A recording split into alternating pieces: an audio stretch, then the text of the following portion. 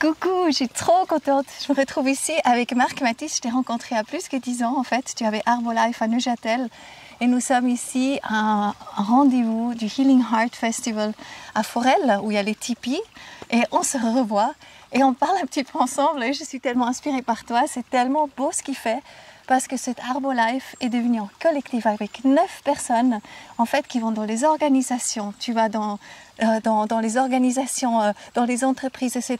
Et tu les aides à trouver un nouveau lifestyle aussi, aller dans le sens de la nature, du vivant, etc. Tu veux nous raconter un petit peu ce que tu fais? Oui, bien sûr. Alors, ce collectif, en fait, au départ, il était effectivement, il est né il est né dans Arbolife et à un moment donné, on a commencé à faire des choses, des accompagnements, puis on s'est dit il nous faut trouver un nom pour cette activité, puis on s'est appelé Paradigme 21. Paradigme 21 comme le paradigme du 21e siècle, donc cet accompagnement vers le paradigme dans lequel on est aujourd'hui. Et voilà, Arbolife est un projet qui a continué d'évoluer pendant un temps, puis qui s'est dissolu après un moment, et il est resté Paradigme 21. Donc aujourd'hui, on est un collectif de 9 personnes, et on accompagne toute forme d'organisation, mais généralement des organisations professionnelles quand même, mais que ça peut être autant des entreprises que des organisations publiques, que du monde non lucratif, des fondations ou des associations. Alors, ce qui est intéressant, c'est qu'aujourd'hui, on voit qu'on a des fondations, on a l'économie sociale et solidaire, on a des associations qui sont déjà portées par un certain nombre de valeurs, mais même ces organisations qui sont portées par des valeurs ont hérité du même background de comment fonctionne le monde du travail, comment fonctionne une organisation avec la hiérarchie, avec la culture de ce monde du travail. Alors là où notre action elle est certainement peut-être plus utile, c'est quand on va dans les entreprises du capitalisme classique, puis qu'on va amener de l'humanité. Mais elle est extrêmement importante. Alors, c'est le tout début. Hein. C'est le début. C'est le début. Ce qui est intéressant, c'est que, en fait, toutes les formes d'organisation, elles y viennent aujourd'hui lentement, timidement, avec des questions, En fait, on pense qu'on devrait faire autrement, mais on ne sait pas trop comment. C'est ça. On n'a pas vraiment de référence, il n'y a pas vraiment de grande littérature sur comment il faut faire, il n'y a pas de méthode que tout le monde dit « Ah ouais, il n'y a qu'à faire ça ». Donc, on y va comment? Donc, les interrogations sont là.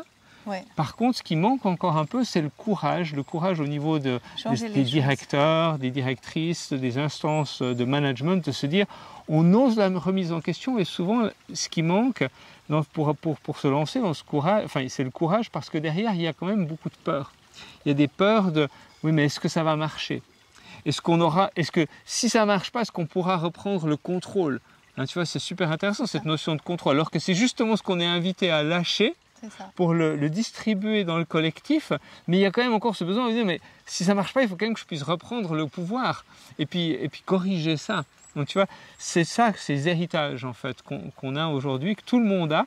Et en fait, dans les accompagnements qu'on fait de ces organisations, il ne s'agit pas tellement, oui évidemment, il y a former, amener des outils, mais en fait il y a beaucoup plus à déconstruire qu'à construire de nouveau. Donc déconstruire les barrières de l'ancien qui font qu'on fonctionne d'une certaine façon par automatisme, par mimétisme, pour permettre un espace dans lequel le neuf peut émerger.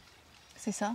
Et là, vous vous prêtez vraiment, parce que moi, je me rends compte qu'aujourd'hui, dans énormément d'entreprises, donc en fait, j'aime l'exemple de votre cercle de vie. C'est extraordinaire. Votre centre de vie, c'est un grand projet qui a lieu à Châteaudet, où ils vont construire une ferme hôtel avec tous les nouveaux matériaux, etc.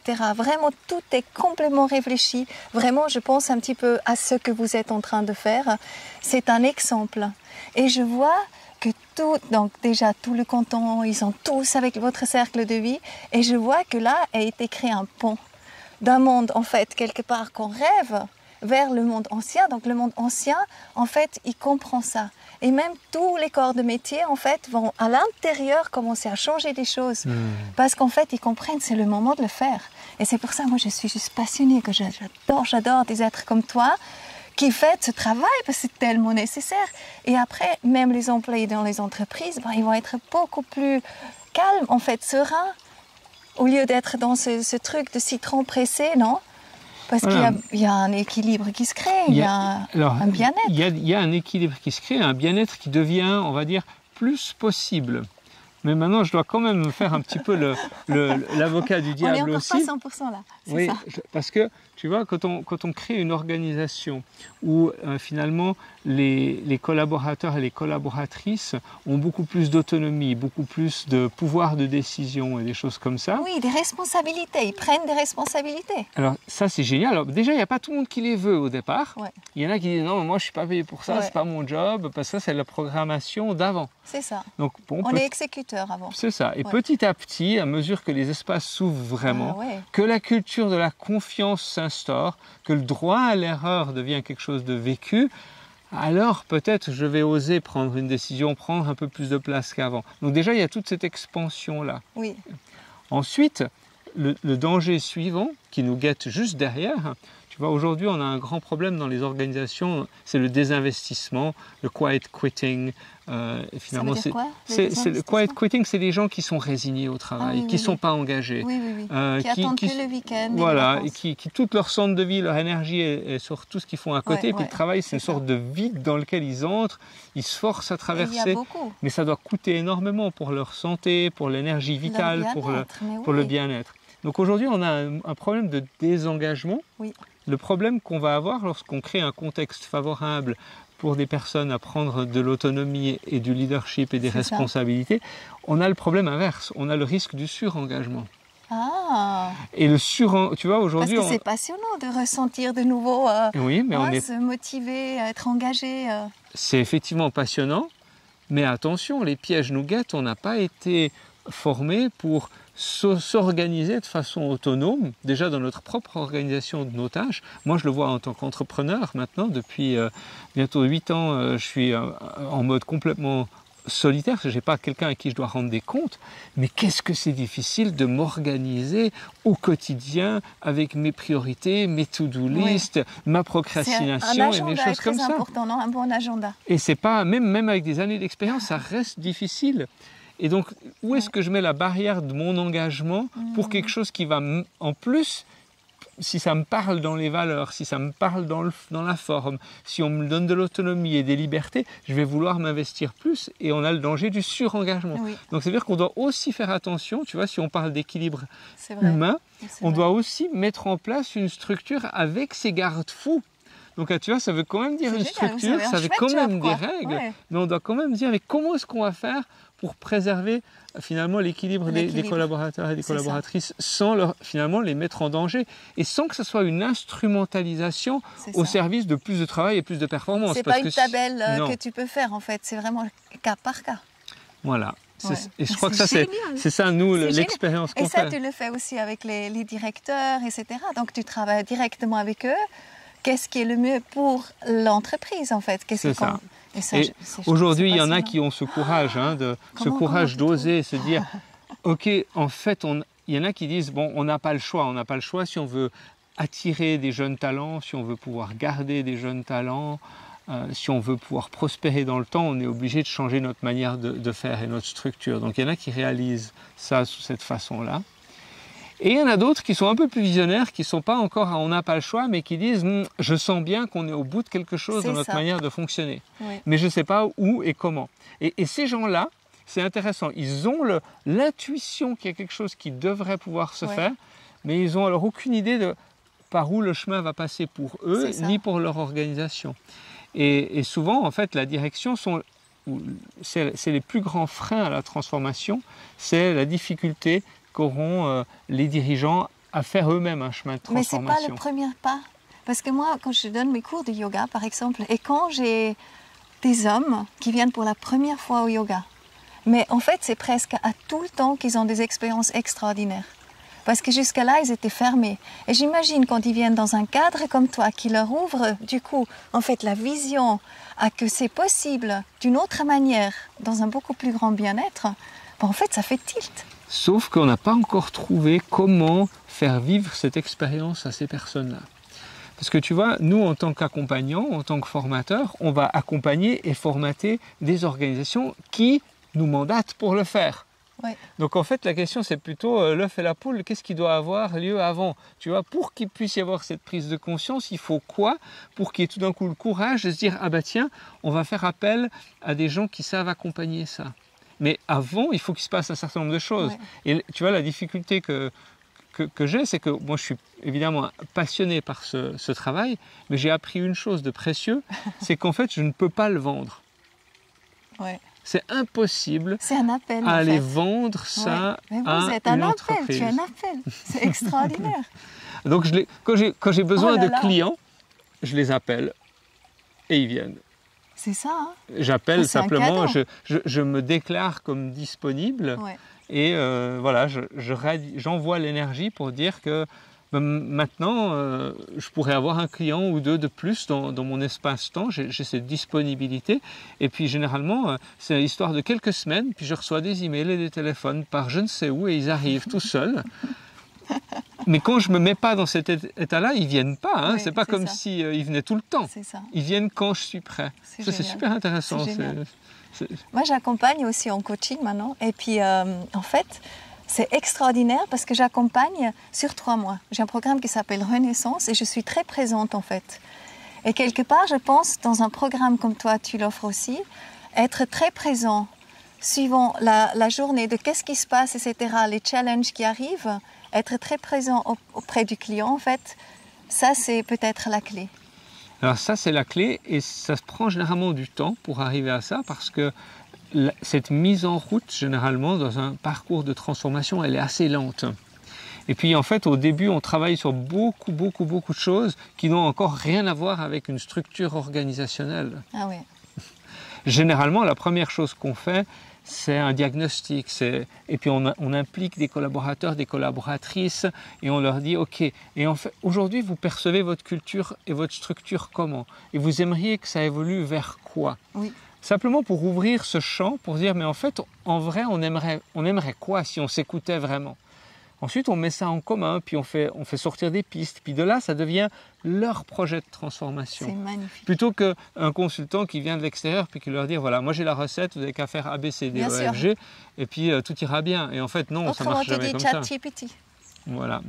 Donc C'est non, ça, la différence. en fait, si tu veux, quand on fait ce travail-là, Ouais. en fait, on a l'impression qu'on fait rien, mais la manière dont on travaille dans ce processus de C'est dans les collaboration profondeurs, ça change. pour co-créer les pistes de ce vers quoi on aimerait aller, en fait, on est déjà en train d'émuler C'est ça.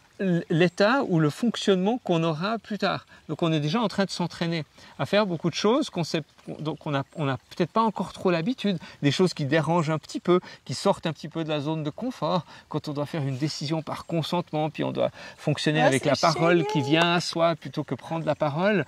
C'est quelque chose de challengeant au Non, début. c'est Et tu vois, génial. on fait ça C'est génial. vraiment C'est une petit grande à chance. petit pour que les gens puissent s'approprier petit à petit des petits outils, des petites choses. Puis tout d'un coup, l'édifice commence à se construire. Mais ça Moi, prend du temps. J'y crois à fond. Alors moi, ce que je propose maintenant, puisque en fait c'est intéressant, parce que je pense qu'il y a pas mal en fait qui suivent un peu ma chaîne YouTube, qui sont encore dans des endroits engagés, dans des places engagées, tu vois, qui ont des jobs quoi, comme ça. Et moi, je propose que en fait que vous faites appel à Marc. Du coup, quand vous êtes dans le secteur suisse romande, c'est jusqu'où en fait? Même France? C'est égal. Donc voilà, On est- égal. On parle français, on peut faire appel à Marc On parle aussi allemand, anglais, on parle tout ce qu'il faut. en plus. Donc Voilà. on peut en fait aller faire appel effectivement et déjà parler de toi et de ce que tu fais. Ton site? Mhm. Comment il Paradigme21.ch. Voilà, paradigme21ch.ch. Et puis en fait, ça c'est vraiment un appel à action. C'est concret. Ouais, moi j'ai encore une toute nouveauté, tu vois, qui est même pas encore sur j'adore. le site que j'ai envie de partager, Trop parce bien, que là avec joie. c'est tellement dans l'émergence et dans l'improvisation cet échange. J'ai envie de partager ma dernière trouvaille de ce que j'ai envie de faire pour inspirer des gens à se mettre en route sur ce chemin de transformation. J'ai rencontré une équipe d'Allemands à la conférence intégrale européenne ce printemps qui ont créé un jeu qui dure 2 jours, dans lequel, typiquement, on prend des personnes d'une organisation. On peut aussi faire ça inter-entreprise. Il faut une douzaine de personnes au minimum pour jouer le jeu. Et pendant 2 jours, en fait, on est amené à prendre des décisions en équipe sur un certain nombre de choses. Et à mesure que le temps avance, en fait, le contexte dans lequel on évolue se complexifie de plus en plus. Et les décisions qu'on a prises à l'étape d'avant, mais en fait, deviennent les problèmes qu'on doit gérer maintenant, les effets secondaires de ces décisions d'avant. Et en fait, ça continue comme ça, un paradigme sur l'autre. Et avec ça, on arrive à modéliser un peu l'évolution du monde des organisations. On arrive à voir les différentes étapes. Et aujourd'hui, on est dans un espace avec beaucoup de complexité qui demande une autre manière de penser. Et en fait, à travers ce jeu, on va pouvoir vivre de l'intérieur. En fait, qu'est-ce que ça demande déjà dans le jeu de passer ces étapes pour pouvoir réfléchir autrement, fonctionner autrement, collaborer autrement et prendre des décisions autrement. Et on va le vivre en fait simplement parce que ça va émerger d'un besoin vital et ça ne va pas être quelqu'un qui vient expliquer une théorie. C'est génial. Et donc ça, on va traduire ce jeu en français à l'automne et on va pouvoir proposer ça à des organisations qui en fait ne sont pas prêtes à faire encore leur évolution. Par contre, à travers cette expérience-là, on va pouvoir faire passer déjà on va dire des schémas anciens vers des schémas nouveaux aux participants. Et ça, je me réjouis énormément d'amener ça, quoi. Ah bah aussi, moi aussi, beaucoup. Moi, je me réjouis tellement que le monde, en fait, il va dans cette direction-là et il ne peut pas autrement. On est tous invités de regarder, en fait, qu'est-ce qui ne va pas et où on est, faire notre part, en fait. Et mon pas à moi, c'est ça, c'est d'accompagner des humains, des organisations vers ces prises de conscience, vers cette autre manière de faire. Parce que moi, ce que je vois, le plus beau cadeau que je reçois, c'est après, en accompagnant des organisations, évidemment, après, ils fonctionnent autrement, etc. Mais les gens qui sont dedans, ils en retirent quelque chose ils rayonnent tout autrement. Bien sûr. Et ils amènent ça ailleurs, ils amènent ça dans leur famille, dans leurs associations, chez les amis, et ça se propage. Et là, on a quelque chose de vertueux qui se met en place. Même si l'organisation, elle continue un peu de faire ce qu'elle faisait, elle le fait juste autrement. Mais dans ce juste autrement, en fait, il y a un espace qui s'ouvre, qui change tout. C'est plus l'hierarchie, plus pressée comme des citrons, mais en fait, c'est un équilibre. Les gens, ils sont dans leur force, ils ont du plaisir de donner aussi. Et puis, on n'est pas juste en train de devoir faire pour payer nos factures. C'est ça. C'est un tout autre... Oui. Merci, Marc. Merci, Coco. Merci. Et oui, à tout bientôt. Merci d'être là. Yes. Au revoir. Bye.